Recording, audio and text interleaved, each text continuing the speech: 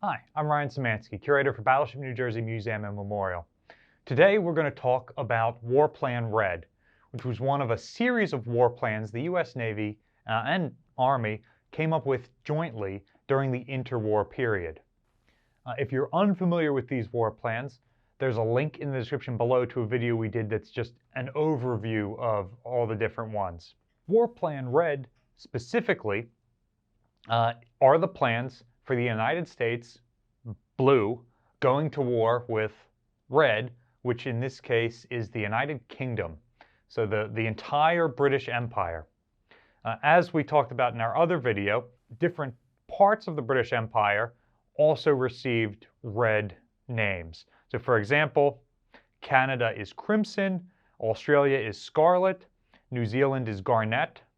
The rest of the British Empire, which really don't factor into these plans, are just collectively pink. Ireland, the Irish Free State, is still a part of the British Empire and is given the color emerald. And, like I said earlier, Britain, but also Newfoundland, are covered under red. So, the United States and Great Britain end World War I as the two most powerful naval powers. And there was a lot of fear between certain naval officers in both countries that as the two largest naval powers, a war between them is possible. While the United States and Great Britain had a very, very good relationship throughout the 20th century, it wasn't always like that. We did fight side by side in two world wars and stood shoulder to shoulder as key members of NATO during the Cold War. But the United States, of course, went to war with Great Britain twice prior to that, with the Revolutionary War and the War of 1812. So even though both countries share a common language and common heritage, it wasn't entirely assured that they would be allies. And so these war plans were created.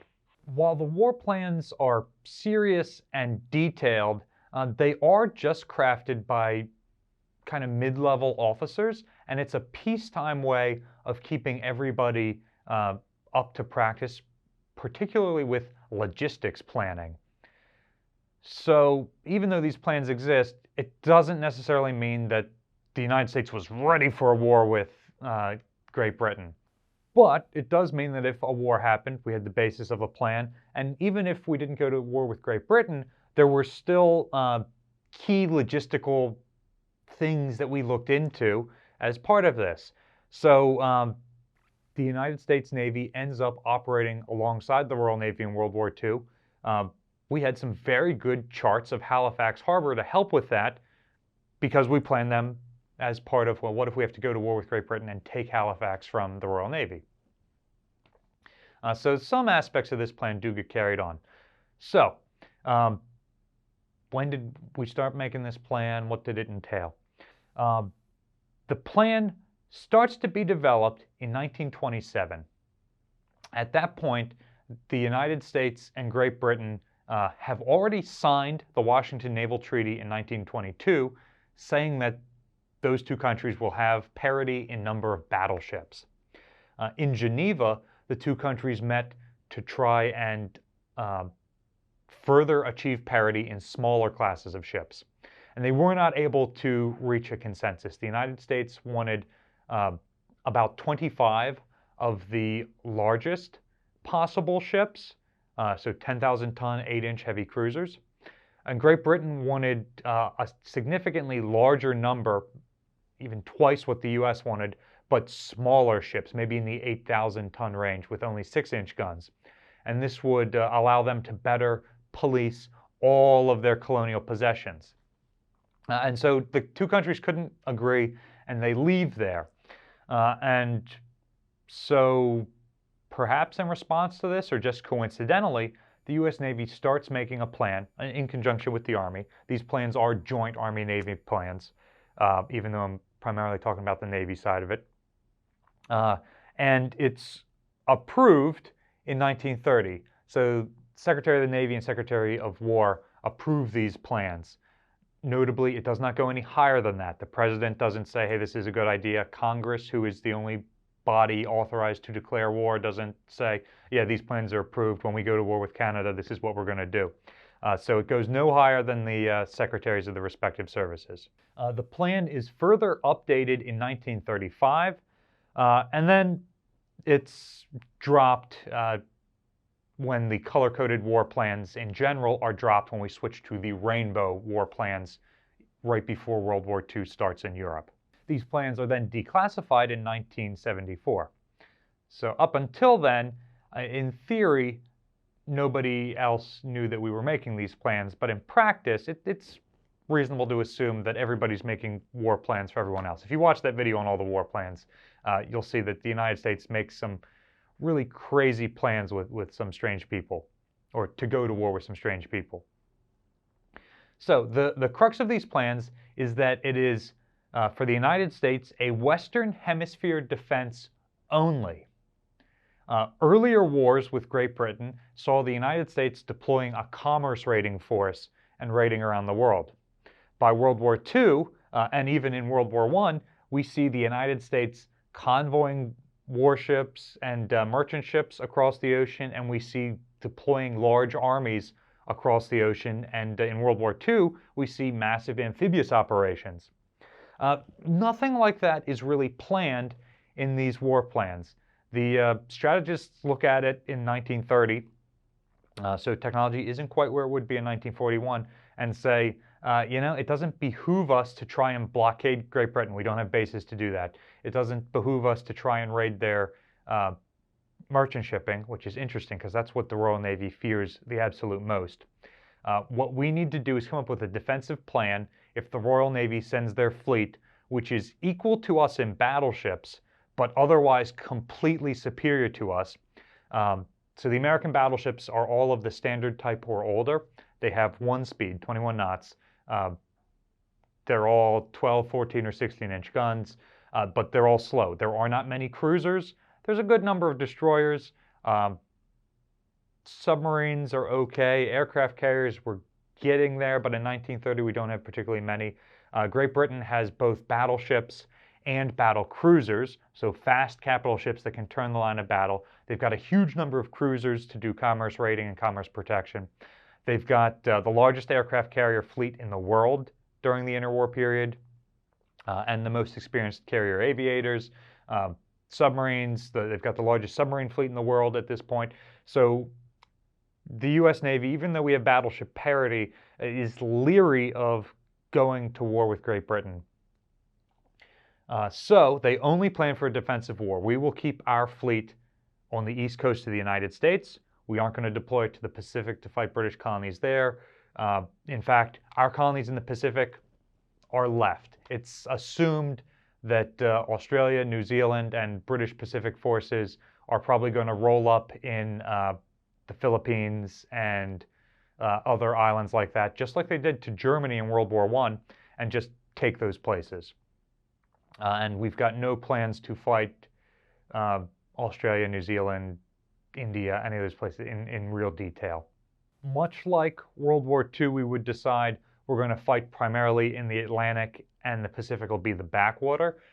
Even more so, that is planned for this. We will put all of our forces in the Atlantic. We'll do our main push in the Atlantic, and whatever happens in the Pacific happens.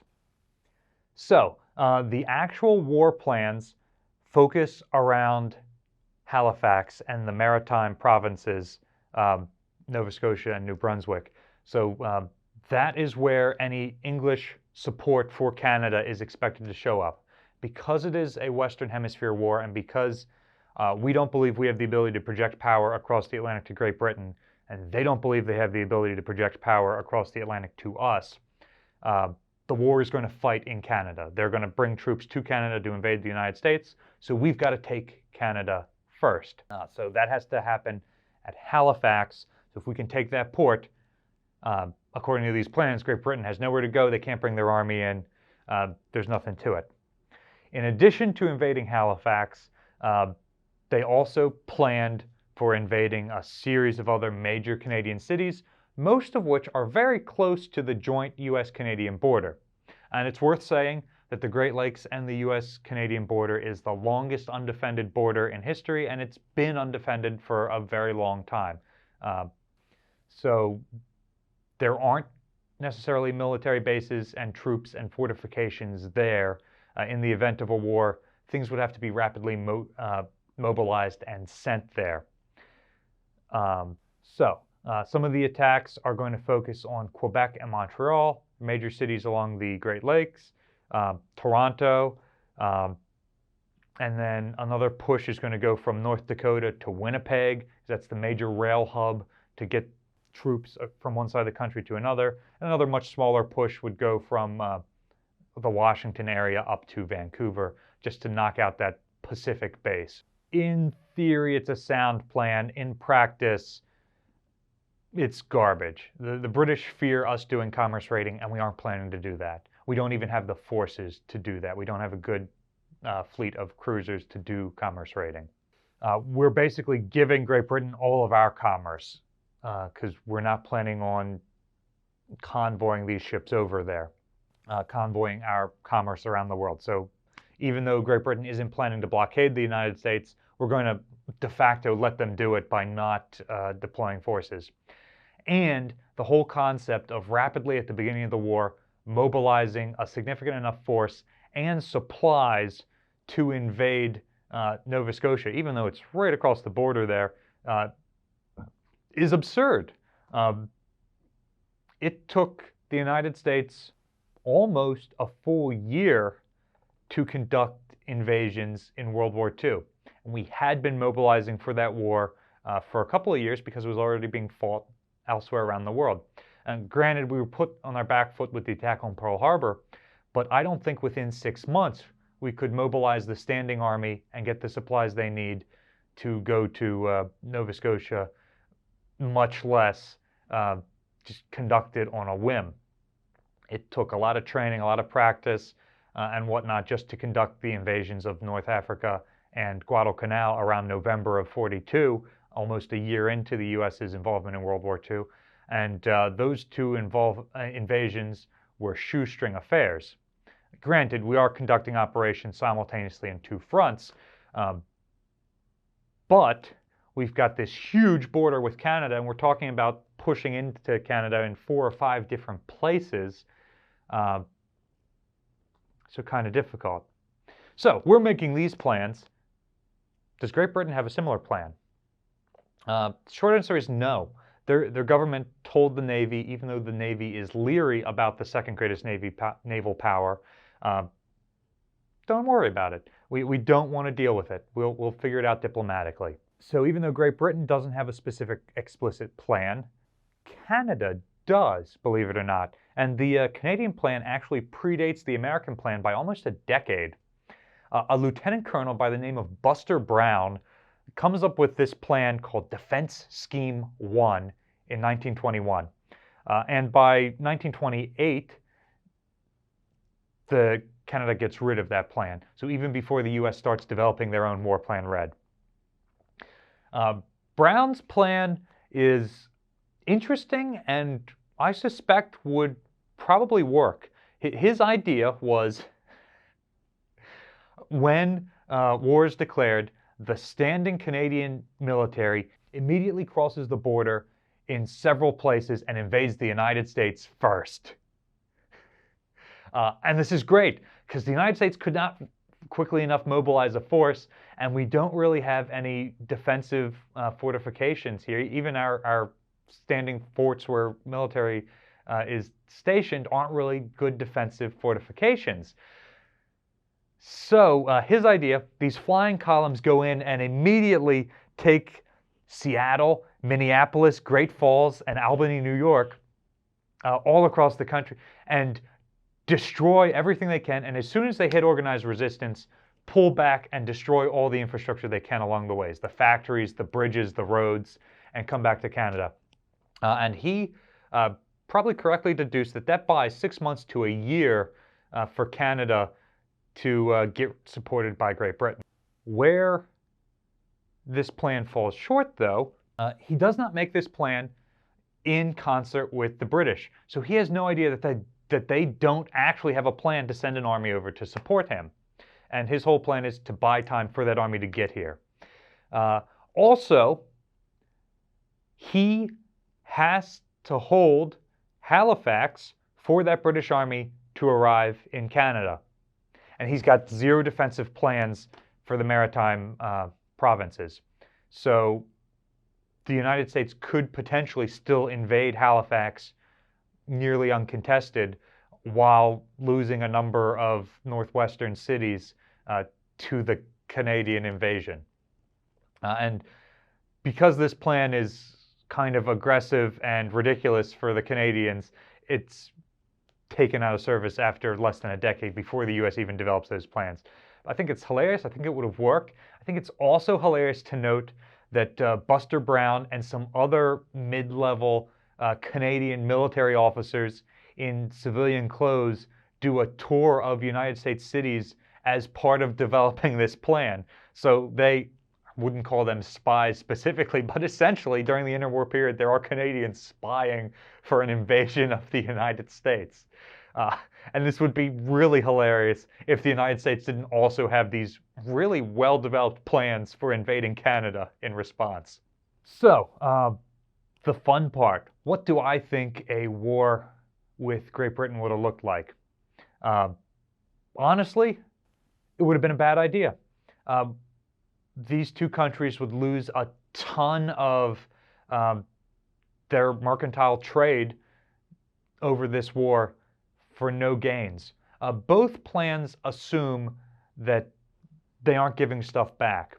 So both the Canadian plan and the US plan assumes that there's a good chance that Canada takes Alaska early on. There's a good chance that the American Pacific islands are taken, or island colonies are taken and are not going to be given back. So we have no intention of giving back Canada after we finally do invade it and take all these places. I think the United States misses the mark by focusing on Halifax. I think Great Britain would station their commerce raiders in Bermuda and then raid the American ports from there. And I suspect they'd keep most of the fleet in Great Britain itself. And the U.S. has no plans to take Bermuda, and I don't think in 1930, even after a year of buildup, we could successfully invade Bermuda and take it from Great Britain. The plans have absolutely no stuff written about the Caribbean, where Great Britain and the United States do both have possessions, territories, and bases. So I think that would be a forgotten backwater, and the United Kingdom would end up destroying a lot of American shipping there and possibly raiding American bases at places like Guantanamo Bay and Puerto Rico. The United States' biggest fear was that Great Britain wouldn't fight the war alone, that they would be able to bring allies in.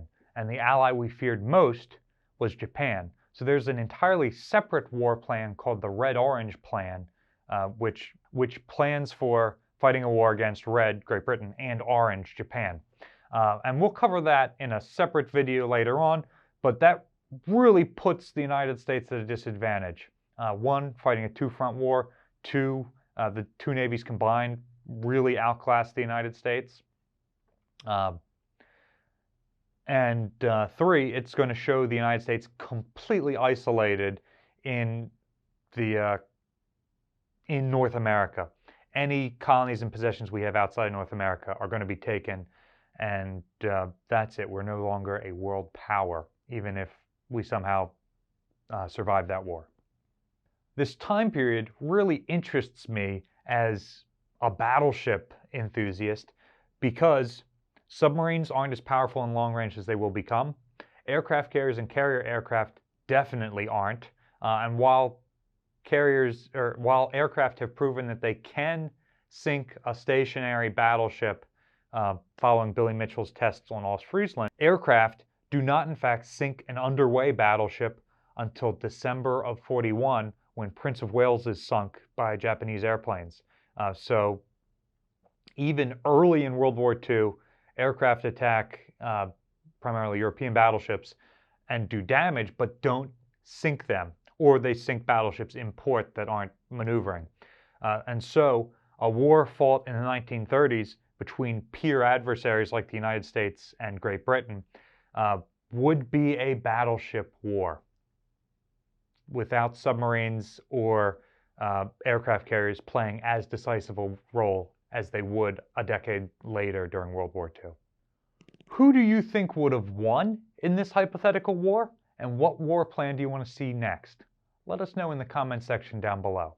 Battleship New Jersey receives operating support from the New Jersey Department of State and also from a number of other businesses and private individuals like yourselves.